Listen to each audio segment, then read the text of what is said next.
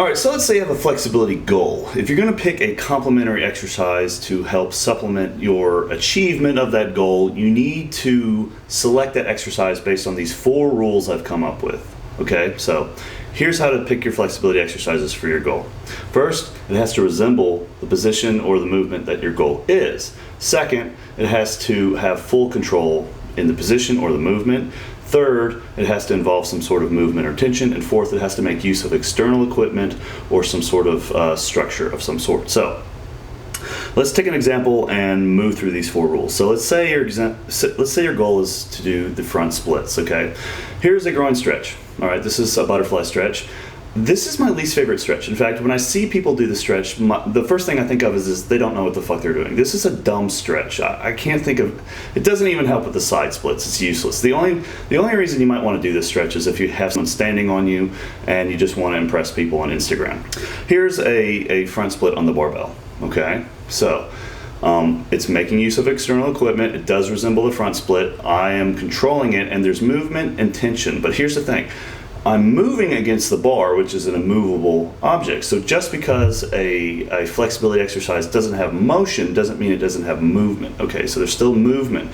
And when there's movement, there's cycles of relaxation and tension involved in the stretch. So this isn't about like isometric stretching or stretching with tension is superior to relaxed stretching. It's just that you should use both. There's cycles of relaxing and kind of moving into the relaxation response, and cycles where you're tensing and maintaining the position and pressing against the force even though there's no motion, or pressing against the immovable object even though there's no motion. So now the only exercises that really evade all 4 rules, but really just the 4th one, are dynamic stretches. So you have stretch kicks. All right, so if my goal is to kick higher, it does resemble kicking. There is full control. I'm not doing anything like trying to stomp out the stretch. That's losing control, so keep control. Third, there is movement and there's tension involved. Fourth, there's not much use of external equipment. In fact, there is none for the front lift. And using some sort of support for the front lift isn't really helpful. But for the back lift, another dynamic stretch, I can't even do that stretch without holding on to something. So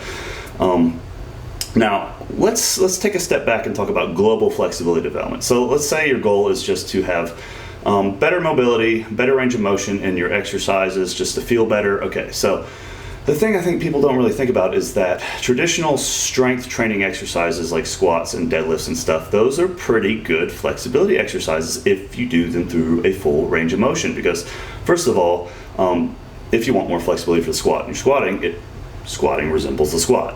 Okay. Second, there is control in a squat because you don't do squats without control.